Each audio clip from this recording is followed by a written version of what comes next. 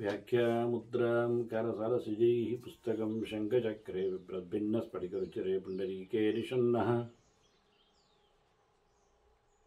अमलानश्रीरमृतविशधेरंशभिप्लावयन् मामाविर्भूयादनगमहिमा मानसे वागधीशः।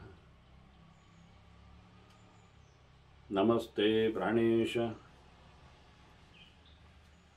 प्रणतविभवायामनिमगाः नमः स्वामिन् रामप्रियतम हनुमन् गुरुगुण नमस्तुभ्यं भीमप्रबलतम कृष्णेष्ट भगवन् नमः श्रीमन्मध्वप्रदिश सुदर्शनो जय जय श्रीगुरुभ्यो नमः। नारायणं सुरगुरुं जगदेकनाथं भक्तप्रियं सकललोकनमस्कृतं च त्रैगुण्यवर्जितमजं विभुमाद्यमीशं वन्दे भवग्रम् अमरासुरसिद्धवन्द्यं नारायणं नमस्कृत्य नरं चैव नरोत्तमं देवीं सरस्वतीं व्यासं ततो जयमुदीरये। ವೇದವ್ಯಾಸುರ ಮಹಾಭಾರತದ ಚಿಂತಕರಿಗೆ ವಂದನೆಗಳು. ಶಾಂತಿ ಪರ್ವದ 252ನೆಯ ಪ್ರವಚನ. ಬಹಳ ವಿಶೇಷವಾಗಿ ಅನೇಕ ವಿಚಾರಗಳಲ್ಲಿ ಭರದ್ವಾಜರು ಭೃಗುಋಷಿಗಳಲ್ಲಿ ಚಿಂತನೆಯನ್ನು ಮಾಡುತ್ತಾ ಇದ್ದಾರೆ. ಹಾಗಾಗಿ ಎಲ್ಲರೂ ಸಹ ಧರ್ಮಾರ್ಥ ಕಾಮಗಳನ್ನು ನಡೆಸುವಂತಿದೆ, ಬಯಸುವಂತಿದೆ. ಅದೇ ತ್ರಿವರ್ಗಗಳು, ಪುರುಷಾರ್ಥಗಳು. ಅದರಲ್ಲಿಯೂ ಧರ್ಮ ಮತ್ತು ಅರ್ಥವು ಕಾಮದ ಮೇಲೆ ನಿಂತು ಬಯಕೆಗಳ, ಆಸೆಗಳ, ಬೇಕುಗಳ, ಫಲದ ಆಸಕ್ತಿಗಳಲ್ಲಿ ಇವು ನಡೀತವೆ ಅಂದಾಗ ಭರದ್ವಾಜರು ಪ್ರಶ್ನೆ ಮಾಡುತ್ತಾರೆ. ಕಾಮನೆಗಳು, ಕಾಮ ಪುರುಷಾರ್ಥವು ಪ್ರಶಸ್ತವಲ್ಲ. ಈ ಸೃಷ್ಟಿಯ ಚಿಂತನೆಯಡೆಯಲ್ಲಿ ಅದು ಹೇಗೆ ಸಮಂಜಸ ಅನಿಸ್ತದೆ, ಹೇಗಾಗ್ತದೆ? ಪುರುಷಾರ್ಥದ ಚಿಂತನೆಯಲ್ಲಿ ಮಾಡಿಕೊಂಡಾಗ ಆರಂಭದಲ್ಲಿ ಚತುರ್ಮುಖನನ್ನಾಗಲಿ, ಮುಂದೆ ಬಂದಿರತಕ್ಕಂತಹ ರುದ್ರನನ್ನಾಗಲಿ, ಮತ್ತಿನ ಋಷಿಗಳನ್ನಾಗಲಿ ನಾವು ಪರಿಗಿಸಿದರೆ ಕಾಮಕ್ಕೆ ಬೆಲೆ ಕಾಣುವುದಿಲ್ಲ ಅಂತ ಅವರು ವಾದ ಮಾಡ್ತಾರೆ. ಇಲ್ಲಿ ಕೆಲವೆಡೆ ಸ್ವಲ್ಪ ಮಹಾಭಾರತವು ಶ್ಲೋಕವನ್ನು ತಿಳಿಸಿಕೊಡದೆ ಗದ್ಯದ ನಡೆಯಲ್ಲಿ ಅವರ ಮಾತುಕತೆ ಹಾಗೆಯೇ ಬಂದಿದೆ ಅಂತ ಹೇಳಿಕೊಂಡು ಅದನ್ನೇ ಗುರುತಿಸುವಂತೆ ಇಲ್ಲಿ ಎಡೆಯಲ್ಲಿ ಗದ್ಯ ಇದೆ. ಬಹಳಷ್ಟು ಕಡೆಯಲ್ಲಿ ದೇವತಾ ಸ್ತುತಿಗಳೆಲ್ಲ ಬಂದಾಗಲೂ ಕೆಲವೊಮ್ಮೆ ಗದ್ಯಗಳು ಮಹಾಭಾರತದಲ್ಲಿ ಬಂದಿವೆ. ಹೀಗಾಗಿ ಇಲ್ಲಿ ಮತ್ತೆ ಸ್ವಲ್ಪ ಗದ್ಯ ವಾಕ್ಯಗಳು ನಮಗಿವರ ಸಂವಾದದಲ್ಲಿ ಕಾಣುತ್ತದೆ, ಕೇಳುತ್ತದೆ. ಇಬ್ಬರು ಮಾತಾಡ್ತಾರೆ ಹಾಗೆ, ಭೃಗುಗಳಾಗಲಿ ಭರದ್ವಾಜರಾಗಲಿ. ಋಷೀಣಾಂ ತಪಸ್ಸಿ ಸ್ಥಿತಾನಾಂ ಅಪ್ರಾಪ್ಯೇಷ ಕಾಮ್ಯಃ ಅಂತಾರೆ.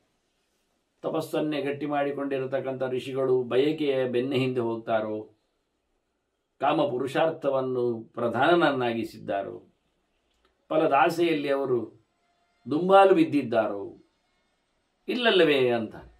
ಬ್ರಹ್ಮ ಏಕಾಕಿ ತಿಷ್ಠತಿ ಬ್ರಹ್ಮಚಾರಿ. ಭಗವಂತನೆಡೆಗೆ ತನ್ನ ಚಿಂತನೆಯನ್ನು ಹರಿಯಬಿಡತಕ್ಕಂತಹ ಬ್ರಹ್ಮ ಏನು ಅದ್ಭುತ, ಅಬಂಟಿಕನಾಗಿ ದೇವರು ವಿಚಾರ ಮಾಡ್ತಾ ಇದ್ದಾನಲ್ಲ. ನ ಕಾಮಸುಖೇಶು ಆತ್ಮಾನಂ ಅವದಧಾತಿ. ಕಾಮದ ಬೆನ್ನ ಹಿಂದೆ ಆತ ಹೋದದ್ದುಂಟೆ. ತನ್ನನ್ನು, ತನ್ನ ದೇಹವನ್ನು ಕಾಮ ಪುರುಷಾರ್ಥದಲ್ಲಿ ತೊಡಗಿಸಿಕೊಂಡದ್ದೇ ಇಲ್ಲ. ಮಹಾರುದ್ರದೇವನಂತೂ ವಿಚಿತ್ರವಾಗಿ ಕಾಮನನ್ನೇ, ಅನಂಗನನ್ನೇ ನಾಶ ಮಾಡಿಬಿಟ್ಟಿದ್ದಾನೆ. ಅಪಿಚ ವಿಶ್ವೇಶ್ವರ ಕಾಮಂ ನಾಶಂ ಅನಯತ್.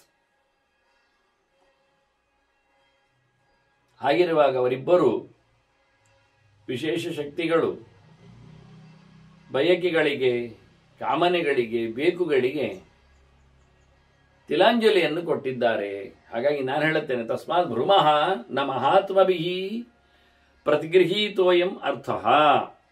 ಅದರಿಂದ ದೊಡ್ಡವರು, ಹೆಚ್ಚಿನವರೆಲ್ಲ ನಾನು ಹೇಳುತ್ತೇನೆ, ಅವರು ಈ ಪುರುಷಾರ್ಥವನ್ನು ಬಯಸಿಕೊಂಡದ್ದಿಲ್ಲ ಅನ್ನುವ ನೆಲೆಯಲ್ಲಿ ವಾದವನ್ನು ಅವರು ಮುಂದಿಟ್ಟರು. ಲೋಕದಲ್ಲಿಯೂ ಕತೆ ಹೇಗೆ ಕೇಳಿದ್ರೆ, ಒಳ್ಳೆಯ ಕೆಲಸ ಮಾಡಿಕೊಂಡಾಗ ಸುಖ ಆಗ್ತದೆ, ಕೆಟ್ಟ ಕೆಲಸದಿಂದ ದುಃಖ ಆಗ್ತದೆ ಅಂತ. ಆದ್ರಿಂದ ಸುಖವನ್ನು ಉಣ್ಣುವ ಮೂಲಕ ಧರ್ಮಾರ್ಥಗಳನ್ನು ಪಡೆಯಬೇಕು ಎನ್ನುವ ನೆಲೆಯಲ್ಲಿ, ಈ ಕಾಮ ಸುಖದ ನೆಲೆಯಲ್ಲಿ ಚಿಂತನೆಯನ್ನು ಕೊಟ್ಟರೆ ಅದು ಒಳ್ಳೆಯ ರೀತಿಯ ಕರ್ಮ ಅನಿಸಿಕೊಳ್ಳುವುದಿಲ್ಲ. ಲೋಕಪ್ರವಾದೋ ಹಿ ದ್ವಿವಿಧ ಫಲೋದಯ. ಲೋಕದಲ್ಲೆಲ್ಲ ನಾವು ಬೆಲೆ ಬರುವುದನ್ನು, ಫಲ ಬರುವುದನ್ನು, ಫಲಿತಾಂಶ ಬರುವುದನ್ನು ನೋಡಲಿಕ್ಕೆ ಆಗ್ತದೆ. ಸುಕೃತಾತ್ ಸುಖಂ ದುಷ್ಕೃತಾತ್ ದುಃಖಂ ಅಂತ ಹೇಳಿ, ಒಳ್ಳೆಯದ್ರಿಂದ ಒಳ್ಳೆಯದು ಪಡೀಲಿಕ್ಕೆ ಆಗ್ತದೆ, ಕೆಟ್ಟದ್ರಿಂದ ಕೆಟ್ಟದನ್ನು ಪಡೀಲಿಕ್ಕೆ ಆಗ್ತದೆ ಅಂತ. ಆದ್ರಿಂದ ಬೇಕುಗಳ ಬೆನ್ನ ಹಿಂದೆ ಕೂತಾಗ ಏನೇನೋ ತೊಂದರೆಗಳನ್ನು ಮಾಡಿಕೊಳ್ಳಿಕ್ಕೆ ಹೋಗಿ ನಾವು ದುಷ್ಕೃತವನ್ನು ನಡೆಸಿಕೊಂಡಾಗ್ತದೆ, ದುಃಖಕ್ಕೆ ಭಾಗಿಗಳಾಗ್ತೇವೆ. ಆದ್ರಿಂದ ಈ ನಮೂನೆಯ ಸುಖ ಅದು ಸುಖದ ಚಿಂತನೆಯಾಗಿ ಕಾಣುವುದಿಲ್ಲ ಅಂತ ಹೇಳ್ತಾರೆ. ಹಿಂದೆ ಭೃಗುಗಳು ಸತ್ಯಾನೃತಗಳ ಬಗ್ಗೆ, ಧರ್ಮಾಧರ್ಮಗಳ ಬಗ್ಗೆ, ಸುಖ ದುಃಖಗಳ ಬಗ್ಗೆ ವಿಶ್ಲೇಷಣೆಯನ್ನು ಕೊಟ್ಟಿದ್ದಾರೆ. ಮತ್ತೊಮ್ಮೆ ಅದರ ಚಿಂತನೆಯನ್ನು ಅವರು ಸ್ಪಷ್ಟಪಡಿಸ್ತಾರೆ. ಯಾವುದು ಪ್ರಾಮಾಣಿಕವಲ್ಲದೋ, ಶಾಸ್ತ್ರೀಯವಾದ ಕರ್ಮ ಅಲ್ಲದೋ, ಅನೃತ ಮಾರ್ಗ ಅನಿಸ್ತದೋ ಅದರಿಂದ ಸುಖ ಇಲ್ಲ ಅಂತ. ಅನೃತಾತ್ ಖಲು ತಮಃ. ಸುಳ್ಳಿನ ಬದುಕು ಅದು ಕತ್ತಲೆಯ ದಾರಿ, ಅದು ಸಾತ್ವಿಕ ಅಲ್ಲ, ಅದು ಕೆಟ್ಟದು. ತಮೋಗ್ರಸ್ತ ಅಧರ್ಮಮೇವ ಅನುವರ್ತಂತೆ. ತಮಸ್ಸಿನಲ್ಲಿ ನೆಲೆಗೊಂಡವರು ಅಂದರೆ ಮೋಹಕ್ಕೆ ಒಳಗಾದವರು ಅಂತ ಅರ್ಥ. ಅಜ್ಞಾನಿಗಳು, ಅವರು ಒಳ್ಳೆಯದು ಮಾಡುವುದಿಲ್ಲ, ಕೆಟ್ಟದ್ದನ್ನೇ ಮಾಡ್ತಾರೆ, ಅಧರ್ಮವನ್ನೇ ಮಾಡ್ತಾರೆ. ಧರ್ಮ ಇದರಿಂದ ಅವರಲ್ಲಿರತಕ್ಕಂಥ ಮೂಟೆಗಳು ಯಾವುದು ಅಂತ ನೋಡಿದರೆ, ನಾನು ಹೇಳಿರತಕ್ಕಂಥ ಸುಖದ ಪರಿಕಲ್ಪನೆಯನ್ನು ಕೇಳಿದರೆ, ಇಂತಹ ಎಲ್ಲ ವಿಚಿತ್ರವಾದಂತಹ ತೊಂದರೆಗಳಿಂದ ಬರತಕ್ಕ ದುಃಖದಿಂದ ಆಚೆ ಇರಬೇಕು. ಕ್ರೋಧ, ಲೋಭ, ಮೋಹ, ಮದಾದಿಭಿ ಅವಚ್ಛನ್ನ ನಕಲು ಅಸ್ಮಿನ್ ಲೋಕೆ ನಾಮೂತ್ರ ಸುಖಮಾಪುನುವಂತೆ. ಕೋಪಕ್ಕೆ ಬಲಿಯಾದವರು ಇಲ್ಲಿ ಗೆಳೆಯಾರ, ಪರಲೋಕವನ್ನು ಪಡೆದಾರ. ಅವೆರಡು ಕಾಮ ಮತ್ತು ಕ್ರೋಧಗಳು ರಜೋಗುಣದ ಸಮುದ್ಭವ ಅಂತ ಹೇಳಿ ಕೃಷ್ಣ ಹೇಳುವ ಮೂಲಕ ಅವರು ಉದ್ಧಾರ ಆಗುವುದಿಲ್ಲ. ಕ್ರೋಧದಿಂದ ಕ್ರೋಧಾತ್ ಭವತಿ ಸಮೋಹ, ಸಮೋಹ ಸ್ಮೃತಿವಿಭ್ರಮ ಅಂತ ಹೇಳುತ್ತಾ ಅನರ್ಥ ಪರಂಪರೆಯನ್ನು ಉಂಟು ಮಾಡುವ ಮೂಲಕ ಲೋಭ ಆಸೆಗಳಲ್ಲಿ ಮತ್ತೆ ಅತ್ಯಾಸೆ ದುರಾಸೆಗಳಾಗಿ ಅದು ಲೋಭವಾಗಿ ಪರಿಣಮಿಸುತ್ತದೆ. ಏನು ಮಾಡಬೇಕು ಅಂತ ತೋಚುವುದಿಲ್ಲ, ಮೋಹ ಅವನನ್ನು ಆವರಿಸುತ್ತದೆ. ಇದರಿಂದ ಸೊಕ್ಕಿನಲ್ಲಿ ಮದಕ್ಕೆ ಆತ ಹೋಗಿ ಮತ್ತೆಂದೂ ಸಹ ವಿನೀತನಾಗಿ ಮತ್ತೊಬ್ಬರ ಎತ್ತರತನವನ್ನು ಗುರುತಿಸಿಕೊಳ್ಳಲಾಗದೆ ವಿರೋಧವನ್ನು ನಡೆಸ್ತಾನೆ. ಹೀಗಾಗಿ ಇದರಿಂದೆಲ್ಲ ಮುಳುಗಿದವನು ಯಾವ ಕಾಲದಲ್ಲಿಯೂ ಈ ಲೋಕದಲ್ಲಿ ಅಲ್ಲ, ಯಾವ ಲೋಕದಲ್ಲಿಯೂ ಸುಖವನ್ನು ಅನುಭವಿಸುವುದಿಲ್ಲ. ಮತ್ತೆ ವಿವಿಧ ವ್ಯಾಧಿ ವ್ರಣ ರುಜೋಪತಾಪೈ ಅವಕೀರ್ಯಂತೆ. ಅನ್ಯಾಯ ಮಾಡುವ ಮೂಲಕ ಅವರಲ್ಲಿ ಬೇಕಾದಷ್ಟು ರೋಗಗಳು ಗೂಡು ಮಾಡುತ್ತಾರೆ, ಸೇರಿಕೊಳ್ಳುತ್ತಾರೆ. ಬಗೆ ಬಗೆಯ ರೋಗಗಳಿಂದ, ಕಾಯಿಲೆಗಳಿಂದ, ಯಾವ್ಯಾವುದೋ ಗಾಯಗಳಿಂದ, ಕಜ್ಜಿ, ತುರಿಕೆ, ಕೀವು ಮುಂತಾದವುಗಳಿಂದ ಆತ ಸಂಕಟಕ್ಕೆ ಒಳಗಾಗ್ತಾನೆ. ಈ ಸಂಕಟ ಎನ್ನುವುದು ಸುಖಮಯ ಅಲ್ಲ ತಾನೆ. ಕೆಲವು ಕಡೆ ನಾಶ ಆಗ್ತದೆ, ಕೆಲವು ಕಡೆ ಕೊಲ್ಲಬೇಕಾಗತ್ತೆ, ಕೊಲೆ ಆಗುತ್ತೆ, ಕೆಲವು ಕಡಿಬೇಕಾಗತ್ತೆ, ಕೆಲವು ಹಿಡಿಬೇಕಾಗ್ತದೆ. ವಧ, ಬಂಧ, ನಿರೋಧ, ಪರಿಕ್ಲೇಶಾದಿಭಿಶ್ಚ ಇಂತಹ ವಿಚಿತ್ರವಾದಂತಹ ತೊಂದರೆಗಳಿಂದ ದುಃಖ ಅವರನ್ನು ಆವರಿಸ್ತದೆ. ಅದರೊಟ್ಟಿಗೆ ಊಟದ ಹಸಿವೆಯ ಬಾಧೆಗಳು, ನೀರಡಿಕೆಯ ಅಥವಾ ಒಳಗಿನ ದಾಹದ ಬಗೆಗಳು, ಕ್ಷುತ್ ಪಿಪಾಸ, ಮತ್ತೆ ಶ್ರಮ, ಆಯಾಸ ಆಗ್ತದೆ. ಕೃತೈಹಿ ಉಪತಾಪೈಹಿ ಉಪತಪ್ಯಂತೆ. ಇಂತಹ ನಡುವೆ ಸೇರಿಕೊಂಡಿರತಕ್ಕ ತೊಂದರೆಗಳಿಂದ ಅವರು ತೊಂದರೆ ಅನುಭವಿಸ್ತಾರೆ. ಚಂಡವಾತ ಅತ್ಯುಷ್ಣ ಅತಿಶೀತ ಕೃತೈಶ್ಚ. ಬಿಸಿಯಾದ ಗಾಳಿ, ತಂಪಾದ ವಾತಾವರಣ, ಪ್ರಚಂಡವಾಗಿರತಕ್ಕಂತಹ ಹೊರಬದಿಯಿಂದ ಉಷ್ಣವೋ ವಾತಾವರಣವೋ ವ್ಯವಸ್ಥೆಯೋ ಆಗಲಿಕ್ಕೋಗಿ ಪ್ರತಿ ಭಯೈಹಿ ಇದರಿಂದ ಹೆದರಿಕೆ ಬೇರೆ ಇರ್ತದೆ. ಯಾವ್ಯಾವುದೋ ಪ್ರಾಣಿಗಳದ್ದೋ ಅಥವಾ ರೋಗದ ಅಣುಗಳದ್ದೋ ಕ್ರಿಮಿಕೀಟಗಳ ನೆಲೆಯಲ್ಲಿಯೂ ಆತ ಬಾಧೆಗೆ ಒಳಪಡ್ತಾನೆ. ಹೀಗಾಗಿ ಶಾರೀರೈಹಿ ದುಃಖೈಹಿ ಉಪತಪ್ಯ ಅಂತ ಇವೆಲ್ಲ ಹೊರಗಿನಿಂದವನು ಶರೀರವನ್ನು ಘಾಸಿಗೊಳಿಸುವ ಮೂಲಕ ಅವನಿಗೆ ನೋವಾಗ್ತದೆ.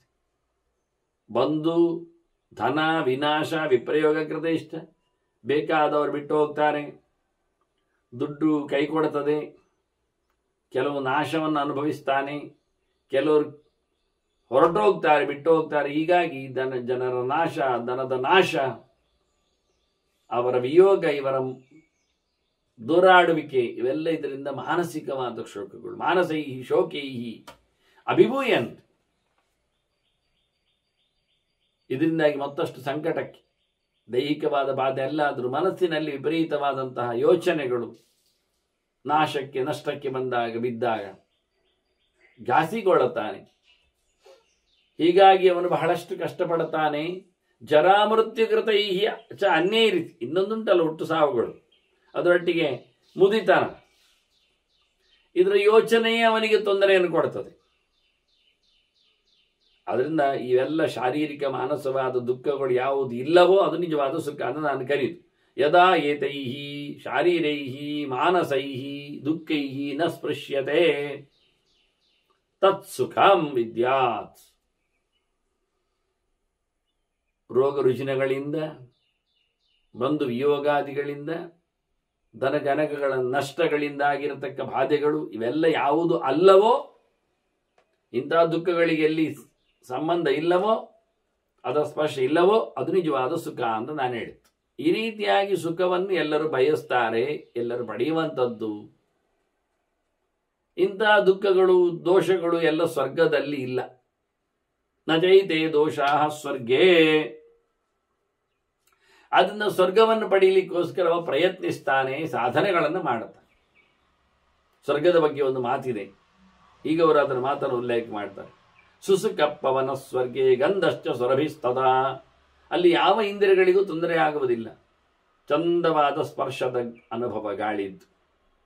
ಅಲ್ಲಿ ಪ್ರಚಂಡ ಗಾಳಿ, ಬಿಸುಗಾಳಿ, ಬೀಸುಗಾಳಿ, ಬಿರುಗಾಳಿ, ಚಳಿಗಾಳಿ, ಸುಂಟರ ಗಾಳಿ ಇದ್ಯಾವುದಿಲ್ಲ.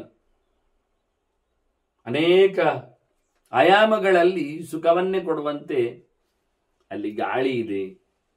ಹಾಗೆ ಒಳ್ಳೆ ಪರಿಮಳ ಇದೆ, ವಾಸನೆ ಇಲ್ಲ, ಗಲೀಜು ಇಲ್ಲ, ಬೀಭತ್ಸವಾದಂಥ ವ್ಯವಸ್ಥೆ ಇಲ್ಲ. ಅಲ್ಲಿ ಗಾಳಿ ಹೊತ್ತುಕೊಂಡು ಬರತಕ್ಕಂತಹ ವಿಶಿಷ್ಟವಾದಂತಹ ಪರಿಮಳಗಳು ಅಲ್ಲಿವೆ. ಮತ್ತೆ ಯಾವುದೇ ಹಸಿವು ಬಾಯಾರಿಕೆ ಗಲಾಟೆ ಇಲ್ಲ. ಕ್ಷುತ್ಪಿಪಾಸ ಶ್ರಮೋ ನಾಸ್ತಿ. ಆಯಾಸ ಇಲ್ಲ, ಕೈಕಾಲುಗಳಲ್ಲಿ ಸೆಳೆತ, ನೋವು ಅದೆಲ್ಲ ಇಲ್ಲ, ಸಂಕಟಗಳಿಲ್ಲ, ಹಸಿವು ಬಾಯಾರಿಕೆಗಳಿಲ್ಲ. ನ ಚರ ನ ಚ ಪಾತಕಂ. ಪಾಪದ ಯೋಚನೆ ಇಲ್ಲ, ಪಾಪ ಆಗುವುದಿಲ್ಲ. ಯಾವುದಕ್ಕೂ ಕೂತಂತೆ, ನಿಂತದ್ದಕ್ಕೆ, ಮಾಡಿದ್ದಕ್ಕೆ, ಮುಟ್ಟಿದ್ದಕ್ಕೆಲ್ಲ ತಪ್ಪಾಗುವ ಮೂಲಕ ಪಾಪಗಳು ಬರಲಿಕ್ಕಿಲ್ಲ, ಬರುವುದಿಲ್ಲ.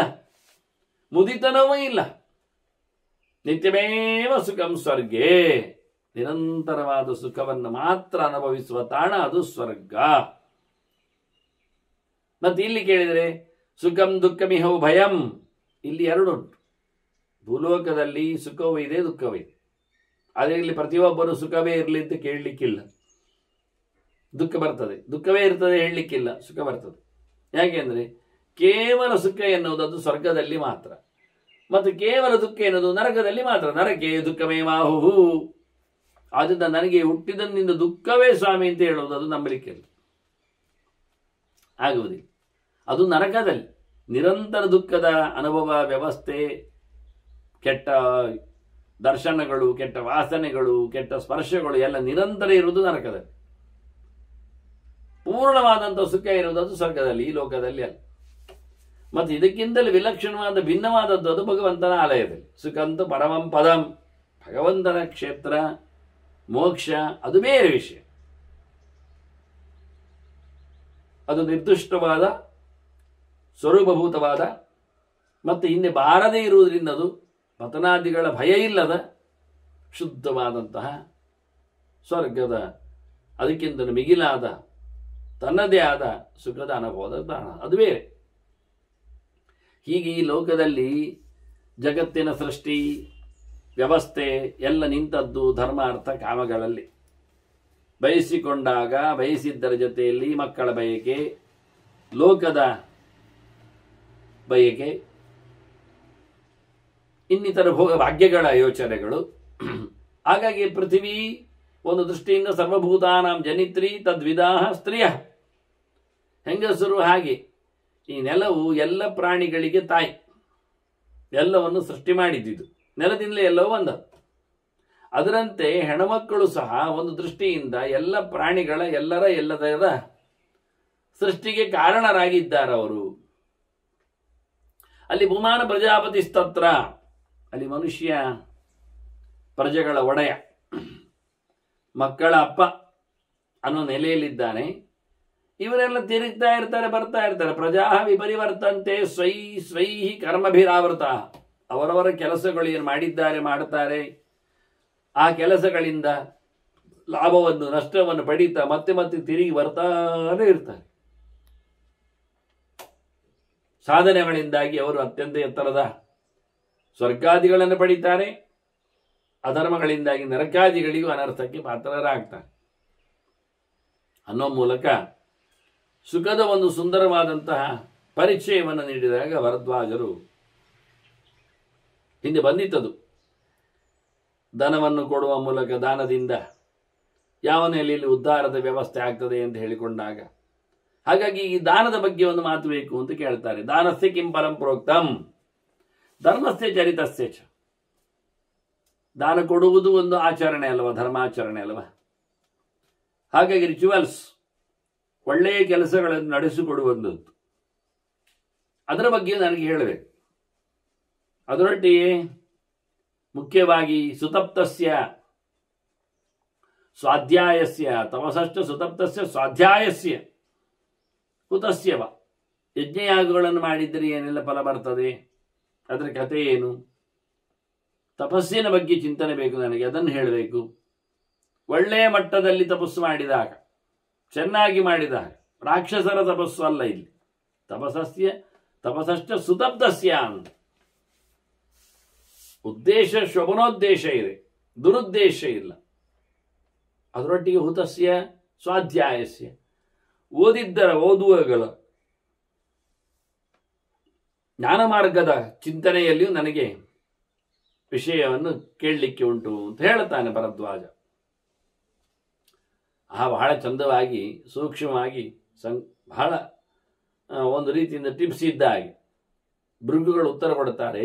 ಹುತೇನ ಶಾಮ್ಯತೆ ಪಾಪಂ, ಯಜ್ಞ ಮಾಡಬೇಕು, ಹೋಮ ಹವನ ನಡೆಸಬೇಕು, ಅಗ್ನಿಮುಗ್ಧ ಸಮಾರಾಧನೆ ಆಗಬೇಕು, ದ್ರವ್ಯಗಳ ತ್ಯಾಗ ಆಗ್ಲಿಕ್ಕುಂಟು. ಇದರಿಂದ ಏನಾಗ್ತದೆ, ಆಹುತಿ ಕೊಡುವುದರಿಂದ ಕೇಳಿದ್ರೆ ಅವನ ಪಾಪ ನಿವೃತ್ತಿ ಆಗ್ತದೆ. ಹಾಗಾಗಿ ಪಾಪ ನಿವೃತ್ತಿ ಆಗಲಿಕ್ಕೆ ಅಗ್ನಿಮುಖದ ಸಮಾರಾಧನೆ ಆಗಲೇಬೇಕು ಎನ್ನುವ ಮಾತು ಋಷಿಗಳದ್ದು. ಹುತೇನ ಶಾಮ್ಯತೆ ಪಾಪಂ. ಮತ್ತೆ ಸುತಪ್ತಸ್ಯ ಹೇಳಿದ್ದಲ್ಲ, ಸ್ವಾಧ್ಯಾಯಸ್ಯ ಹೇಳಿದ್ದಾರೆ ಓದುವುದರಿಂದ ಅಂತ. ತಪಸ್ಸು ಓದುವುದರಿಂದ ಏನು ಕೇಳಿದ್ರೆ, ಮುಖ್ಯವಾಗಿ ಓದುವುದರಿಂದ ಸ್ವಾಧ್ಯಾಯೈ ಶಾಂತಿರುತ್ತಮ.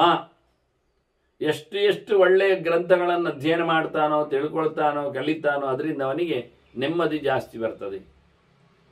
ಏನು ಮಾಡಬೇಕು, ಏನು ಬಿಡಬೇಕು ಎನ್ನುವುದು ಅರ್ಥ ಆಗ್ತದೆ, ಹೇಗೆ ಎನ್ನುವುದು ಗೊತ್ತಾಗ್ತದೆ. ಹಾಗಾಗಿ ಸಮಾಜವನ್ನು ಮತ್ತೆ ಈ ಅವನ ಬದುಕನ್ನು ಹಸನುಗೊಳಿಸ್ತಾನೋ. ಅದನ್ನು ಮುಖ್ಯವಾಗಿ ಒಳ್ಳೆಯ ಗ್ರಂಥಗಳ ಭಗವಂತನ ಎಚ್ಚರಗಳ ಚಿಂತನೆಯಿಂದಾಗಿ ಉತ್ತಮವಾದ ಶಾಂತಿ, ಅಂದರೆ ಮುಖ್ಯವಾದಂತಹ ಮೋಕ್ಷ, ಸುಖದ ಪರಾಕಾಷ್ಠೆ ಅವನ ಯೋಗ್ಯತೆಯಂತೆ. ಹಾಗೆ ಜ್ಞಾನದಿಂದಲೇ ಮೋಕ್ಷ ಅನ್ನುವುದನ್ನು ಭೃಗುಗಳು ಹೇಳಿದಾಗೆ ಆಯಿತು. ದಾನೇನ ಭೋಗ ಇತ್ಯಾಹು, ದಾನದಿಂದ ಗಮತ್ ಊಟ ಸಿಗ್ತದೆ, ಭೋಗ ಭಾಗ್ಯಗಳು ಸಿಗ್ತವೆ. ಇವನು ಕೊಟ್ಟದ್ದರಿಂದ ಇವನಿಗೂ ಸಿಗ್ತದೆ. ಆ ರೀತಿಯಾಗಿ ದಾನದ ಚರ್ಯೆ ಹಾಗೆ, ದಾನದ ಮುಖ್ಯ ಹಾಗೆ. ಅದರಲ್ಲಿ ಎರಡು ಮುಖ್ಯ ಇದೆ ಮಾತ್ರ, ಎರಡು ರೀತಿಯ ದಾನವನ್ನು ಮಾಡಲಿಕ್ಕೆ ಬರ್ತದೆ. ಇನ್ನು ಅದರೊಟ್ಟಿಗೆ ತಪಸ್ಸು ಉಂಟಲ್ಲ, ತಪಸ ಸರ್ವಮಾಪುನಿಯಾದು ಅಂತ. ಏನು ಬೇಕಾದ್ರೂ ಸಿಗ್ತದೆ ತಪಸ್ಸಿನಲ್ಲಿ. ಪಾಪ ಕಳೆಯುವುದಷ್ಟೇ ಅಲ್ಲ, ಭಗವಂತನ ಎಚ್ಚರ ಬರುವುದಷ್ಟೇ ಅಲ್ಲ, ಜ್ಞಾನದ ಕಾಂಡದ ಕರ್ಮಕಾಂಡದ ಎಲ್ಲದರ ಬೆಲೆ, ಅಗ್ನಿಮುಖದ ಸಮಾರಾಧನೆಯ, ಇತ್ತ ಅಧ್ಯಯನದ ಓದಿನ ಈ ಎಲ್ಲದರ ಬೆಲೆ ತಪಸ್ಸಿನಲ್ಲಿ ಪಡೀಲಿಕ್ಕೆ ಆಗ್ತದೆ ಅಂತ. ಹಾಗೆ ಅತ್ಯಂತ ಪ್ರಧಾನವಾದದ್ದು ತಪಸ್ಸು. ಮುಖ್ಯವಾಗಿ ಇದರಲ್ಲಿ ಸ್ವಾಧ್ಯಾಯ ಪ್ರವಚನಾದಿಗಳನ್ನು ತಪಸ್ಸಿನಂದಾಗಿ ತಿಳ್ಕೊಳ್ತಾರೆ. ತದ್ಧಿತಪಃ ಅಂತ ಸ್ವಾಧ್ಯಾಯ ಪ್ರವಚನೆ ವೇತನಾಕೋ ಮೌದ್ಗಲ್ಯ ಹೇಳಿ ಅದರಲ್ಲೇ ಸೇರಿಸಲಿಕ್ಕೊಂಡು ತಪ ಆಲೋಚನೆ ಅನ್ನೋ ಚಿಂತನೆಯಲ್ಲಿ ಹೊರಗಲ್ಲದು. ಮತ್ತು ಕೇವಲ ತಪಸ್ಸು ಅಂದರೆ ವ್ರತ ನಿಯಮಗಳನ್ನು ಶಾರೀರಿಕವಾಗಿ ಕರ್ಷಣೆ ಮಾಡುವಂಥದ್ದೇ ಮಾತ್ರ ಅಲ್ಲ, ಅದು ಒಟ್ಟು ಸೇರಿಕೊಳ್ತದೆ. ಹಾಗಾಗಿ ಯಜ್ಞದಾನ ತಪಸ್ಸುಗಳ ಬಗ್ಗೆ ಚಿಂತನೆಯನ್ನು ಕೊಟ್ಟಾಗ ಅದರಲ್ಲಿ ದಾನ ಎರಡು ಮುಖ ಅಂತ ಹೇಳಿದೆ. ಅವರು ಹೇಳ್ತಾರೆ, ಇಲ್ಲಿಗೆ ಲಾಭ ಆಗುವ ಹಾಗೆ, ಇಲ್ಲಿ ಇಲ್ಲದೆ ಸ್ವರ್ಗಾದಿ ಫಲವನ್ನು ಪಡೆಯುವ ಹಾಗೆ ಅಂತ ಎರಡು ರೀತಿಯಿಂದ ದಾನ. ಇಹಾಮೂತ್ರಗಳ ಫಲವನ್ನು ಪಡೆಯುವಲ್ಲಿ ದಾನದ ಸಾಫಲ್ಯ ಏನು ಕೇಳಿದರೆ, ಇಲ್ಲಿದ್ದು ಮಾತ್ರ ನೀವು ಬೆನಿಫಿಟ್ ಪಡೆಯುವುದಾದರೆ ಕೆಟ್ಟವರಿಗೆ ಕೊಟ್ಟರು ನಡೀತದೆ. ನೀವು ಸ್ವರ್ಗದ ಫಲವನ್ನು ಪಡಿಬೇಕು ಅಂತ ಒತ್ತಾಯ ಪಟ್ಟರೆ ಆಗ ನೀವು ಒಳ್ಳೆಯವರಿಗೆ ಕೊಡಬೇಕು. ಪಾತ್ರಾಪಾತ್ರ ವಿವೇಕದ ಕ್ರಮ ಹಾಕಿ ಯಾರು ಒಳ್ಳೆಯವರು ಅಂತ ನೋಡಿಕೊಡದಿದ್ರೆ ಅದರ ವಸ್ತುವಿನ ವಿನಿಯೋಗ ಅದು ದುರುಪಯೋಗ ಆಗ್ತದೆ. ಮತ್ತೆ ಅಯೋಗ್ಯನಿಗೆ ಕೊಡುವ ಮೂಲಕ ಅವನ ಉಪಯೋಗಕ್ಕಿದ್ದರೂ ಅದು ನೀನು ಕೊಟ್ಟದ್ದರಿಂದ ಹೆಚ್ಚು ಲಾಭ ಆಗದೇ ಇರೋದ್ರಿಂದ ಪ್ರಯೋಜನ ಆಗಲಿಲ್ಲ, ಅದರ ಬೆಲೆ ಪೂರ ಬರುವುದಿಲ್ಲ ಅಂತ. ಹಾಗಾಗಿ ಸದ್ಭ್ಯೋ ಯದ್ದೀಯತೆ ಕಿಂಚಿತ್ ತತ್ ಪರತ್ರ ಬದಿಷ್ಠತೆ. ಒಂದು ಚೂರೂ ಆದರೂ ಆಗಲಿ ಸಜ್ಜನರಿಗೆ ನೀನು ಕೊಟ್ಟಿದ್ರೆ ಅದು ಪರಲೋಕದಲ್ಲಿ ನಿನ್ನನ್ನು ಕಾಯ್ತದೆ, ಬರಮಾಡಿಸಿಕೊಳ್ತದೆ. ಅಲ್ಲಿ ಅದರ ಸುಖವನ್ನದು ನೀನು ಉಣ್ಣಲಿಕ್ಕೆ ಬರ್ತದೆ. ಹಾಗಾಗಿ ಪರಲೋಕದಲ್ಲಿನ ಬೆನಿಫಿಟ್ಟಿಗೋಸ್ಕರ ಒಂದು ಮುಖದ ಕರ್ಮಾಂಗ, ವಿಶೇಷವಾಗಿ ದಾನ. ಅದರಲ್ಲಿ ಅಸದ್ಭ್ಯೋದೀಯತೆ ದಾನಂ ತದ್ದಾನಂ ಇಹ ಬುಚ್ಯತ್. ಇನ್ನು ಅಯೋಗ್ಯರಿಗೆ ಕೊಟ್ಟರೆ, ಹೇಳಿಸದವರೆಲ್ಲಿಗೆ ಕೊಟ್ಟರೆ, ಯೋಗ್ಯತೆ ಇಲ್ಲದವರಿಗೆ ನಾವು ದಾನ ಮಾಡಿದರೆ ದಾನ ಆಯಿತು, ಅದರಿಂದೇನು ದುರುದ್ದೇಶ ಹೆಚ್ಚು ಕಡಿಮೆ ಎಲ್ಲ ಆಗುವುದಿಲ್ಲ. ಆದರೆ ಅವನು ಒಳ್ಳೆಯ ಪ್ರತೀಕ ಅಲ್ಲ, ಅಯೋಗ್ಯನಿದ್ದಾನೆ, ಪೂರ ಅಲ್ಲವ. ಹಾಗಾಗಿ ಅವನಿಗೆ ಕೊಟ್ಟದ್ದು ಅವನಿಗೆ ಈ ಲೋಕದಲ್ಲಿ ತಿನ್ನಲಿಕ್ಕೆ ಸಿಗ್ತದೆ, ಪರಲೋಕದಲ್ಲಿ ಪರಲೋಕದಷ್ಟು ಲಾಭವನ್ನದು ಕೊಡುವುದಿಲ್ಲ. ಅದನ್ನು ಎರಡು ಮುಖದಿಂದಲೂ ದಾನಾದಿಗಳನ್ನು ನಡೆಸಲಿಕ್ಕೆ ಉಂಟು ಅಂತಾರೆ. ಲೌಕಿಕವಾಗಿ ಇಲ್ಲಿದ್ದವರಿಗೆ, ಸಾಮಾನ್ಯರಿಗೆ, ಅನಂತರದಲ್ಲಿ ಹೆಚ್ಚಿನ ಅಧ್ಯಯನಾದಿಗಳನ್ನು ಸಾಧನೆಗಳನ್ನು ಮಾಡಿಕೊಟ್ಟಿರತಕ್ಕಂತಹ ಸಜ್ಜನರಿಗೆ ಅಂತ. ಅದನ್ನು ಅಸಜ್ಜನರಿಗೆ ಕೊಟ್ಟಂತಹ ದಾನವು ಕೆಲಸ ಮಾಡುವುದಿಲ್ಲ ಅಂತ ಅರ್ಥ ಆಯ್ತು ನಮಗೆ. ಹೇಸಿಗೆ ಆಗುತ್ತೆ, ಉಪಯೋಗಕ್ಕೆ ಹೆಚ್ಚು ಬರುವುದಿಲ್ಲ, ಈ ಲೋಕದಲ್ಲಿ ಮಾತ್ರ ಪ್ರಯೋಜನ ಆಗುವುದಿಲ್ಲ. ಅದು ಎಷ್ಟು ಮಾಡಿದ್ರು ಒಂದೇ ಆಗ್ತದೆ. ಹಾಗೆ ಈ ಪರಲೋಕದ ವಿಶೇಷದಲ್ಲಿ ಒಳ್ಳೆಯವರನ್ನು ಹುಡುಕಿ ಕೊಡಬೇಕೆನ್ನುವುದು. ದಾನದ ಬಗ್ಗೆ ಬಹಳಷ್ಟು ಮಾತುಗಳನ್ನು ಹಿಂದೆ ನಾವು ಕೆಲವು ನೋಡಿದ್ದೇವೆ, ಮುಂದೆ ನೋಡ್ಲಿಕ್ಕುಂಟು ಮೋಕ್ಷಧರ್ಮಗಳ ಕೆಲವೆಡೆ. ಅದರಿಂದ ಕೃಷ್ಣ ಅಂತ ಬಹಳ ಸಂಗ್ರಹವಾಗಿ ಹೇಳಿದ್ದಾನೆ ತ್ರಿವಿಧವಾದಂತಹ ದಾನಗಳ ಬಗ್ಗೆ. ಹಾಗೆ ಇಲ್ಲಿ ಸ್ಪಷ್ಟ ಅವರು ಹೇಳಿದ್ದು, ಸಜ್ಜನರಿಗೆ ಕೊಟ್ಟರೆ ಈಗಲೇ, ಅಸಜ್ಜನರಿಗೆ ಕೊಟ್ಟೆ ಇಲ್ಲಿದ್ದೆ ಅಂತ ಹೇಳಿಕೊಂಡು ಚಿಂತನೆ ಕೊಟ್ಟಿದ್ದಾರೆ. ಈಗ ಫಲವನ್ನು ಕೊಡುವಂಥದ್ದು ಒಳ್ಳೆಯ ಫಲವನ್ನು ಕೊಡ್ತದೆ, ಸುಖಾದಿಗಳನ್ನು. ಆದರೆ ಅಸಜ್ಜನರಿಗೆ ಕೊಟ್ಟದ್ದರಿಂದ ಅದು ಅವನಿಗೆ ಒಳ್ಳೆಯ ಲೆಕ್ಕದ ಸುಖಾದಿಗಳಲ್ಲ, ಅತ್ಯಂತ ಕಳಪೆ ಮಟ್ಟದ ಲೆಕ್ಕಾಚಾರದ ಇಲ್ಲಿನದ್ದು ಅಂತ ಹೇಳಿಬಿಟ್ರು. ಮತ್ತೆ ಭರದ್ವಾಜರು ಕೇಳುತ್ತಾರೆ, ಅವರು ಹಿಂದಿನಿಂದ ಮೊದಲಿಂದಲೇ ಕೇಳಿ ಬಂದಿದ್ದಾರೆ, ಧರ್ಮಾಚರಣೆಯ ಬಗ್ಗೆ ನನಗೆ ಮಹತ್ತಿಗೆ ಹೇಳಬೇಕು ಅಂತ. ಇದೀಗ ಧರ್ಮಾಚರಣೆಯಲ್ಲಿಯೂ ಇನ್ನೊಮ್ಮೆ ಜಾತಿ ಧರ್ಮಗಳೆಲ್ಲ ಬಂತು. ಅದು ಸಾಂಕರ್ಯದ ಬಗ್ಗೆ ಮಾತಾಡಿದ್ದಾರೆ, ಒಂದು ಉದ್ದವಾದ ಗೆರೆ. ಈಗ ಒಂದು ಆಶ್ರಮಗಳ ಬಗ್ಗೆ ಮಾತಾಡ್ತಾರೆ ಅವರು. ಚತುರಾಶ್ರಮ ಉಂಟು ಅಂತ ಕೇಳಿದ್ದೇನೆ ಹೇಳ್ತಾರೆ. ಅದನ್ನು ಯಾವ ರೀತಿಯಲ್ಲಿ ನಾವು ನಡೆಸಿಕೊಳ್ಳಿಕ್ಕುಂಟು, ಧರ್ಮ ಹೇಗಿರುತ್ತದೆ, ಅವರ ಆಚರಣೆಗಳು. ಧರ್ಮದ ಬಗ್ಗೆ ಕೇಳುವಾಗ ಭೃಗ್ಯು ಋಷಿಗಳು ಹೇಳಿದ್ರು, ಅವರವರ ಕೆಲಸ ಅವರು ಮಾಡುವುದೇ ಧರ್ಮ ಅಲ್ವಾ. ಸ್ವಧರ್ಮಾಚರಣೆ ಯುಕ್ತಾ, ಅವರವರ ಧರ್ಮವನ್ನು ಬಿಟ್ಟರೆ ಅದು ಆಚರಣೀಯ ಅಲ್ಲದು. ಕೆಲವೊಮ್ಮೆ ಇನ್ನೊಬ್ಬರಿಗೆ ಹೇಳಿದ್ದನ್ನು ಮಾಡುವಂತೆಯೂ ಇಲ್ಲ, ಅದೊಂದು ಮುಖ್ಯ. ಸ್ವಧರ್ಮೇ ನಿಧನಂ ಶ್ರೇಯ ಪರಧರ್ಮ ಭಯಾವಹ ಅಂತ ಹೇಳಿದ್ದಾನೆ ಕೃಷ್ಣ. ಹೀಗೆ ಮುಖ್ಯವಾಗಿ ಅವರವರ ಕೆಲಸವನ್ನು ಮತ್ತೆ ದೇವರ ಕೆಲಸ ಅಂದ್ರೆ ಭಗವಂತ ಸ್ವಾತಂತ್ರ್ಯ ಸ್ವೈತಿ ಪ್ರೋಕ್ತ ದೇವರ ಸೇವೆ ಅಂತ ಎಲ್ಲವನ್ನು ಮಾಡಿ ಅಂಥದ್ದು ಮಾಡಿದರೆ ತೇಷಾಂ ಸ್ವರ್ಗ ಫಲ ವಾಪ್ತಿ ಅವರಿಗೆ ಖಂಡಿತವಾಗಿಯೂ ಮುಖ್ಯವಾದಂತಹ ಸ್ವರ್ಗದ ನೆಲ ಸಿಗ್ತದೆ. ಮುಂದಕ್ಕೆ ಮುಂದೋಗ್ತವ್ರು ಹೆಚ್ಚು ಚಿಂತನೆ ಮಾಡ್ತಾ ಮತ್ತೆ ಅದೆಲ್ಲ ಬೇಡ ಹೇಳ್ಕೊಂಡು ದೇವರೆಡೆಗೆ ಸಾಕ್ತಾರೆ ಅನ್ನೋದು ಮುಖ್ಯ. ರೋಚನಾರ್ಥಂ ಫಲಶ್ರುತಿ ಅಂತ ಭಾಗವತ ಹೇಳುವಾಗ ಹಾಗೆ ಹೇಳುತ್ತದೆ. ಸ್ವರ್ಗ ಎನ್ನುವುದು ಮಧ್ಯೆಯಲ್ಲಿ ಡೆಸ್ಟಿನೇಷನ್, ಒಮ್ಮೆಲೆ ಮೋಕ್ಷದವರೆಗೆ ಹೋಗ್ಲಿಕ್ಕೆ ಆಗುವುದಿಲ್ಲ. ಇದರ ಅನುಭವಗಳನ್ನೆಲ್ಲ ಮಾಡಿಕೊಂಡು ಮತ್ತೆ ಇದು ಎಂಥದ್ದು ಅಲ್ಲ ಅಂತ ತುಚ್ಛ ಅಂತ ಕಂಡಾಗ ಮತ್ತೆ ದೇವರ ಮಾತ್ರ ಸಾಧನೆ ಮಾಡಲಿಕ್ಕೆ ಹೋಗ್ತಾನೆ ಅಂತ. ಹಾಗೆ ಇಲ್ಲಿ ಅದನ್ನು ಉಲ್ಲೇಖ ಮಾಡುವ ಮೂಲಕ ಪ್ರತಿಯೊಬ್ಬರೂ ತನ್ನ ಕೆಲಸ ಮಾಡುವುದರಿಂದ ಉತ್ತಮವಾದ ಲೋಕವನ್ನು ಪಡಿತಾನೆ. ಅನ್ಯಥಾ ಸವಿಮುಖ್ಯತೆ, ಯಾರಿದನ್ನು ಚೆನ್ನಾಗಿ ತಿಳಿಯುವುದಿಲ್ಲ ಅವರಿಗೆ ದಡ್ಡತನ ಆವರಿಸ್ತದೆ. ಸಹಜವಾಗಿ ಅವರ ಧರ್ಮ ಮಾಡದೇ ಇರಲಿಕ್ಕೆ ಹೋಗಿ ಅವರು ಸಿಕ್ಕಿ ಬೀಳುತ್ತಾರೆ, ಸೋಲ್ತಾರೆ. ಹಾಗಾಗಿ ನನಗೆ 4 ಆಶ್ರಮಗಳ ಬಗ್ಗೆ ಹೇಳಬೇಕು ಅಂತ ಭರದ್ವಾಜರು ದುಂಬಾಲು ಬಿದ್ದರು. ಯಾರ್ಯಾರು ಏನೇನು ಹೇಗೆ ಎನ್ನುವುದು ಅಂತ. ಅದರ ಬಗ್ಗೆ ಮತ್ತೆ ಪುನಃ 4 ಆಶ್ರಮದ ಬಗ್ಗೆ ಕೇಳಿದಾಗ ಮುರುಘ ಋಷಿಗಳು ಹೇಳುತ್ತಾರೆ, ಮೊದಲನೇ ಆಶ್ರಮ ಗುರುಕುಲವಾಸ, ಇದು ಬ್ರಹ್ಮಚರ್ಯ, ದೇವರೆಡೆಗೆ ಸಾಗುವ ಬಗೆ. ಅದಕ್ಕೋಸ್ಕರ ಯಾವುದನ್ನು ಹಚ್ಚಿಕೊಳ್ಳದ ನೆಲೆ, ಕೇವಲ ಬ್ರಹ್ಮಚರತಿ ಅಂತ. ಬ್ರಹ್ಮಚರ್ಯ ಅಂದ್ರೆ ದೇವರೆಡೆಗೆ ಸಾಗುವುದಂದ್ರೆ ಎಲ್ಲರೂ ಯಾವಾಗ ಹೇಗೂ ಆಗ್ಬೋದಲ್ಲ, ಅದು ಬೇಡ. ಮೊದಲಿಗೇನೆ ಭಗವಂತನೆಡೆಗೆ ಸಾಗುವ ರೀತಿ. ಅದಕ್ಕೋಸ್ಕರ ಪ್ರಧಾನವಾದದ್ದು ವೇದ.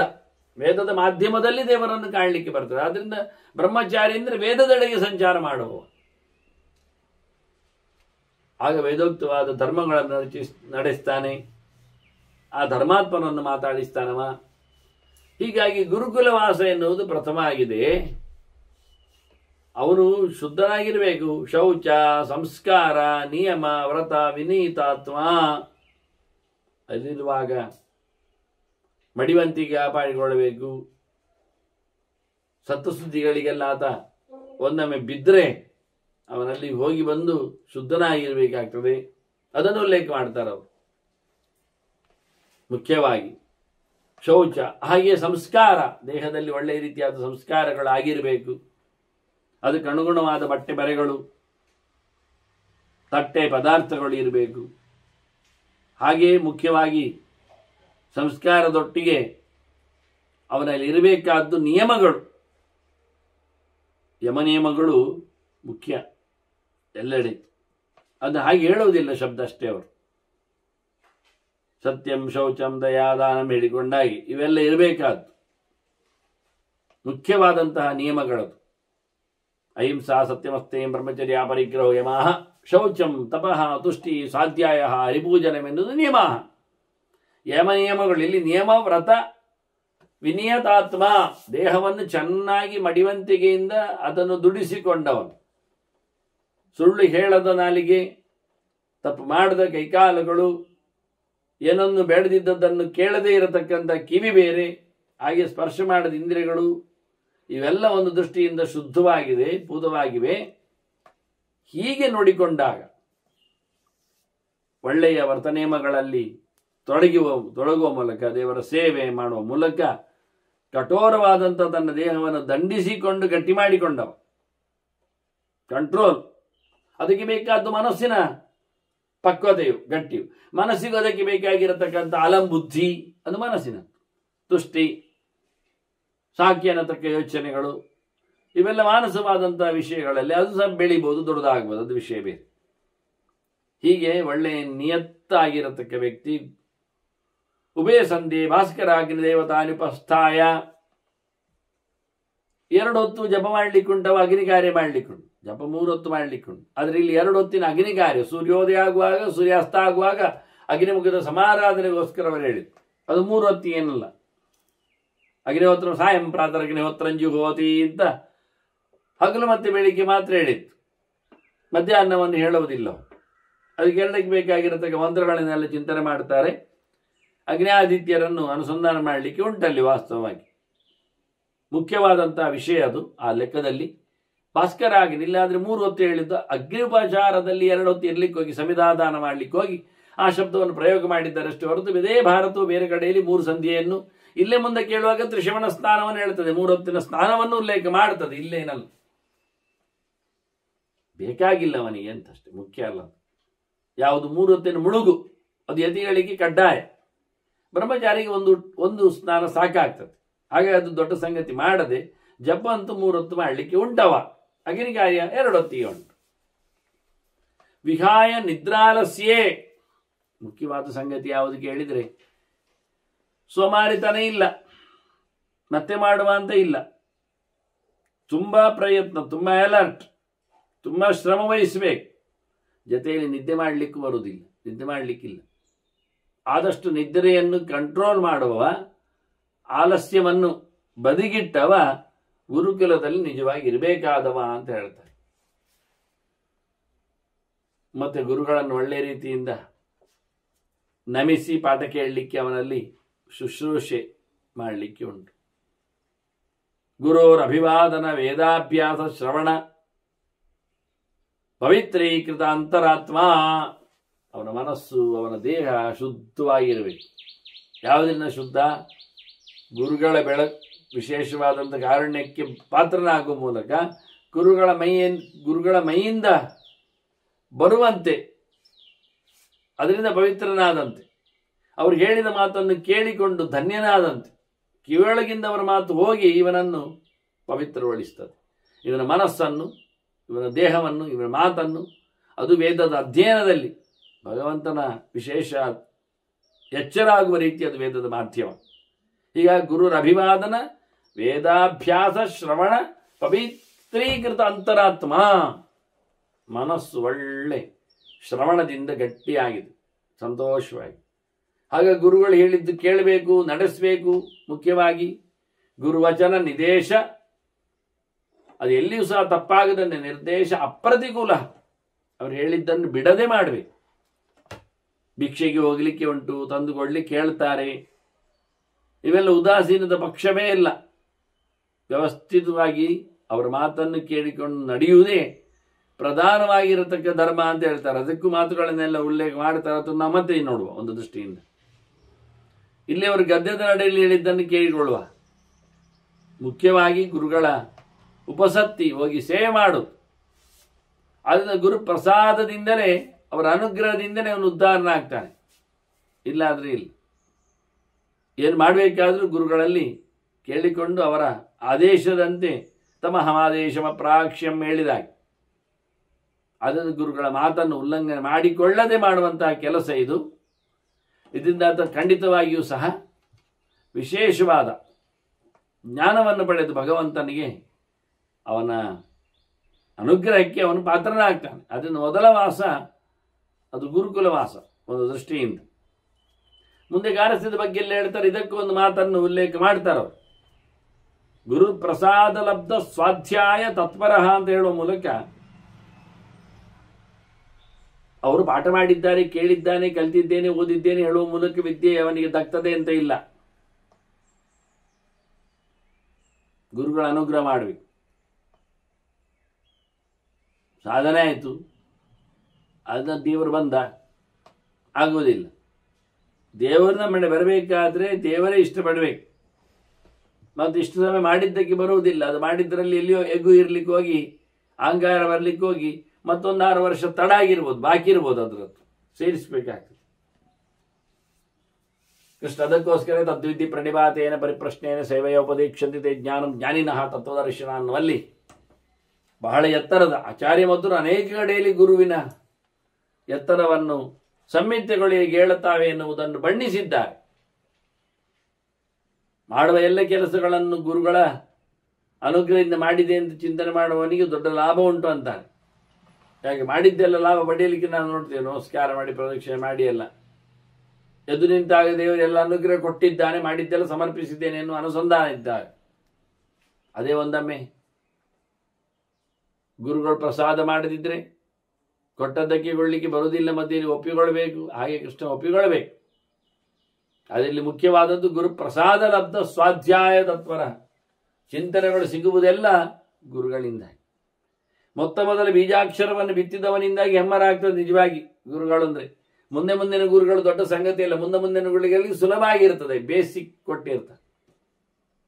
1, 2, 3, 4, 5 ತರಗತಿಯಲ್ಲಿ ಗಣಿತವನ್ನು ಕಲಿತಿದ್ರೆ ಮುಂದಿನ 6, 7, 8, 10 ತರಗತಿಗಳಿರೋ ವಿಶೇಷವಾದ ಗಣಿತಗಳು ಇಲ್ಲಿದ್ದೆ. ಇದರನ್ನೇ ಬಿಲ್ಡಪ್ ಮಾಡಿಕೊಂಡದ್ದು. ಬೇಸಿಕ್ ಬಿದ್ದಿದೆ, ಬೇಸ್ ಗಟ್ಟಿಯಾಗಿದೆ, ಆದ್ರಿಂದ ಒಳ್ಳೆ ರೀತಿಯಲ್ಲಿ ಕಲಿತ್ಕೊಂಡು ಹೋಗ್ಲಿಕ್ಕೆ ಆಗ್ತದೆ. ಮುಂದಿನ ಎಷ್ಟು ದೊಡ್ಡ ಸಮಸ್ಯೆಗಳಿದ್ರೆ ಬಿಡಿಸ್ಲಿಕ್ಕೆ ಬರ್ತದೆ. ಆದರೆ ಮೊದಲು ಯಾರು ಹೇಳಿಕೊಟ್ಟ ಅವನ ಸ್ಕಿಲ್ನೆಸ್ ಅಲ್ಲಿ, ಚಾತುರ್ಯದಲ್ಲಿ ಅವನ ಮುಂದುವರಿಕೆ ಇರುವಂಥದ್ದು. ಹಾಗೆ ಅಕ್ಷರಗಳ ಬಗ್ಗೆ ಎಲ್ಲವಾಗಿ, ವೇದಗಳ ಬಗ್ಗೆ, ಮಂತ್ರಗಳ ಬಗ್ಗೆ, ಮಾತುಗಳ ಬಗ್ಗೆ ಯಾರು ಮೊದಲಿಗೆ ಸಂಸ್ಕೃತವನ್ನು ಅವನಲ್ಲಿ ಹಾಕಿದ, ಮತ್ತೆ ಎಷ್ಟು ದೊಡ್ಡವನು ಸಂಸ್ಕೃತದ ವಿದ್ವಾಂಸನೇ ಆಗಲಿ, ಆದರೆ ಆ ಬೀಜಾಕ್ಷರವನ್ನು ಮೊದಲು ಬಿತ್ತಿದವನೇ ಮುಖ್ಯವಾದ ಗುರು ಆಗ್ತಾನೆ. ಅವನು ಮಾಡಿದ್ದು ಕೊಟ್ಟದ್ದು ಅವನಿಗೆ ಸಮರ್ಪಿತ ಅಂತ ಹೇಳಿತಕ್ಕಂಥ ಯೋಚನೆ ಉಳ್ಳವರಿಗೆ ಮಾತ್ರವೇ. ಗುರುರ್ ಬ್ರಹ್ಮ ಗುರುರ್ ವಿಷ್ಣು, ಇದು ಪುರಾಣದ್ದೇ ಗೆರೆ. ಪ್ರಧಾನವಾಗಿ ಭಗವಂತನೇ ಇದನ್ನು ಉಲ್ಲೇಖ ಮಾಡ್ತಾನೆ. ಒಂದು ರೂಪದಿಂದ ಬಂದಾಗ, ವಾಮನನ ರೂಪದಿಂದ ಬಂದಾಗ ಅದನ್ನು ತಿಳಿಸಿಕೊಡ್ತಾನೆ.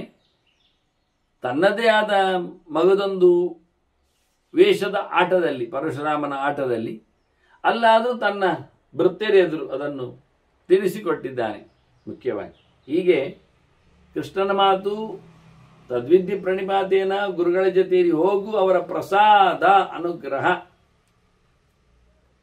ಅವರು ಸಂತೋಷವಾಗಿ ಕೊಟ್ಟ ವಿದ್ಯೆ ಅದು ದಕ್ತದೆ, ಇಲ್ಲಾದ್ರೆ ಇಲ್ಲ. ಕಲಿದಿದ್ದಾನೆ ಹೇಳಿದ ತಕ್ಷಣ ಪ್ರಸಾದ ಆಗಲೇಬೇಕು ನಿರ್ಬಂಧ ಇಲ್ಲ. ಪ್ರಸಾದ ಆಗದಿದ್ದರೆ, ಅನುಗ್ರಹ ಆಗದಿದ್ದರೆ, ಒಪ್ಪಿಕೊಳ್ಳದಿದ್ದರೆ, ಇಷ್ಟಪಡದಿದ್ದರೆ ಇವನಿಗೆ ಕಲಿತದ್ದು ಉಪಯೋಗಕ್ಕೆ ಬರೋದಿಲ್ಲ. ಅದರಿಂದ ಸ್ವಾಧ್ಯಾಯದಲ್ಲಿ ಕಲಿತದ್ದರಲ್ಲಿ ಅವನಿಗೆ ಒಳ್ಳೆಯ ಫಲ ಬರಬೇಕಾದ್ರೆ ಗುರುಗಳು ಪೂರ್ಣವಾದಂಥ ಬಿಚ್ಚು ಮನಸ್ಸಿನಿಂದ ಅವನಿಗೆ ಅನುಗ್ರಹ ಮಾಡಬೇಕು. ಎಲ್ಲೆಡೆ ಓದುಗರ ಓದು ಯಾಕೆ ಬೆಲೆ ಆಗಲಿಲ್ಲ ಅಂತ ಹೇಳುವುದಕ್ಕೆ ಆಚಾರ ಒಂದು ಕಾರಣ, ಅದನ್ನೇ ಹೇಳ್ತಾರೆ. ಗುರು ವೃತ್ತಿ ಅಪೂರ್ತಿತ್ವ ಅದೊಂದಲೇ ಹೇಳ್ತಾರೆ. ಗುರುಗಳಿಗೆ ಅವನು ಪೂರ ಸೇವೆ ಮಾಡದೆ ಬಂದಿದ್ದಾನೆ, ಆದ್ದರಿಂದ ಅದು ಕೆಲಸ ಕೊಡುವುದಿಲ್ಲ. ಹಾಗಾಗಿ ಎಷ್ಟೋ ಜನರೆಲ್ಲ ಹಾಗೆ ತಮ್ಮ ನಿಜವಾದ ಮೂಲ ಗುರುಗಳ ಬಗ್ಗೆ ಯೋಚನೆ ಮಾಡೋದಿಲ್ಲ, ಸೋತೋಗ್ತು. ಇಡೀ ನಮಗೆ ವಾಂಗ್ಮಯ ಪ್ರಪಂಚವನ್ನು ಕೊಟ್ಟ ವೇದವ್ಯಾಸರು, ಅದರಲ್ಲಿ ವಿಶೇಷ ಸಿದ್ಧಾಂತಗಳನ್ನು ಸ್ಪಷ್ಟವಾಗಿ ನಮೂದಿಸಿಕೊಟ್ಟ ಆಚಾರ್ಯ ಮಧ್ವರು, ಸಾಧನೆಯ ದೃಷ್ಟಿಯಿಂದ ಬೇಕೇ ಬೇಕಾದ್ದು. ಹೀಗೆ ಇವರ ಪರಂಪರೆಯನ್ನು ಇಟ್ಟುಕೊಂಡಾಗ, ಅವರ ಅನುಗ್ರಹವನ್ನು ಅವನು ಬಡಿಸಿದಾಗ, ಸ್ಮೃತ್ವಾ ಗುರುಂ ಪುರೋಗುರುಂ ಆದಿಮೂಲ ಗುರು ತಥಾ ದೇವತಾ ವಸುದೇವಂಚ ವಿದ್ಯಾಭ್ಯಾಸ ಸಿದ್ಧಿಭಾಕ್ ಅಂತೇಳಿ ಆಚಾರ್ಯರು ಇವರ ನೆನಪು ಮಾಡಿಕೊಂಡಾಗ ಕಲಿತದ್ದು ಉಪಯೋಗಕ್ಕೆ ಬರ್ತದೆ ಅಂತಾರೆ.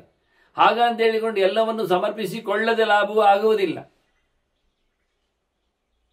ಶುಭಾಂಧ್ಯಾಯಂತಿಯೇ ಕಾಮನ್ ಗುರುದೇವ ಪ್ರಸಾದಜಾನ್ ಅಶುಭಾನ್ ಆತ್ಮಭಾವೋತ್ತಾನ್ ತೇಷಾಂ ವಿದ್ಯಾ ಪರಿಷ್ಯತಿ ಅಂತ ಮಾಡಿದ್ದರ ಅನ್ಯಾಯ ಅದು ನನ್ನದಾಗಿದೆ, ಅದು ಗುರುಗಳದ್ದಲ್ಲ, ಅದು ಭಗವಂತನ ಆಟ ಅಂತ ತಿಳ್ಕೊಂಡು ಶ್ರಮಿಸುವವನು ಕೊಟ್ಟು ಬಿಡುವವನು.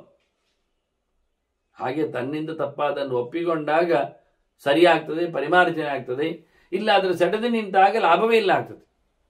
ಅದನ್ನ ಗುರುಗಳ ಸೇವೆಯ ಬಗ್ಗೆ ಬಹಳ ದೊಡ್ಡದಾದ ಮಾತನ್ನು ಅನೇಕ ಪ್ರಕಾರದಲ್ಲಿ ಗುರುಚಿಂತನೆಯನ್ನು ಮಹಾಭಾರತ ಮಾಡಿದೆ. ಆದರೂ ಇಲ್ಲಿ ಮತ್ತೆ ಪುನಃ ಗುರುಪಸಕ್ತಿ ಮಾಡಿದ್ದಕ್ಕೆ ಲಾಭ ಏನು ಅನ್ನುವ ಶ್ಲೋಕವನ್ನು ಉಲ್ಲೇಖ ಮಾಡ್ತೇನೆ ಅಂತ ಅವರು ಹೇಳಿಕೊಂಡು ಮಾಡ್ತಾರೆ. ಈಗ ಮುಂದಕ್ಕೆ ಗಾರಸ್ಥ್ಯ, ವಾನಪ್ರಸ್ಥ ಚಿಂತನೆಗಳ ನೆಲೆಯಲ್ಲಿ ಅದಕ್ಕೆ ಬೇಕಾಗಿರತಕ್ಕ ಪ್ರಮಾಣಗಳು ಇವೆಲ್ಲ ಮುಂದಕ್ಕೆ ಗದ್ಯದ ನಡೆಯ ಇದೆ. ಅದರ ಮುಂದಕ್ಕೆ ನಾವು ಗಾರಸ್ಥ್ಯದ ಬಗ್ಗೆ ವಿಶೇಷವಾದ ಚಿಂತನೆಯನ್ನು ಕೊಟ್ಟು ವಾನಪ್ರಸ್ಥದ ಚಿಂತನೆಯಲ್ಲಿ ಅಲ್ಲಿಗೆ ಆಶ್ರಮ ಧರ್ಮಗಳು, ಜಾತಿ ಧರ್ಮಗಳು, ವರ್ಣಧರ್ಮಗಳು, ಅವರ ಸುಮಾರು ಪ್ರಶ್ನೆಗಳು, ಸೃಷ್ಟಿಯ ಬಿತ್ತರ ಅಲ್ಲಿ ಮುಗಿದಿರ್ತದೆ. ಮುಂದೆ ಭೀಷ್ಮರು ಬೇರೆ ಸದಾಚಾರದ ಚಿಂತನೆಯನ್ನು ಧರ್ಮರಾಜನಿಗೆ ಕೊಡಲಿಕ್ಕಿದ್ದಾರೆ. ನಾವು ಮುಂದಿನ ಶ್ರೇಷ್ಠವಾದ ಧರ್ಮದ ಬಗ್ಗೆ, ಗಾರಸ್ಥ್ಯದ ಬಗ್ಗೆ ಅವರಿಂದ ತಿಳ್ಕೊಳ್ಳುವ. ಶ್ರೀಕೃಷ್ಣ ಅರ್ಪಣಮಸ್ತು. ನಾರಾಯಣ ನಾರಾಯಣ ನಾರಾಯಣ.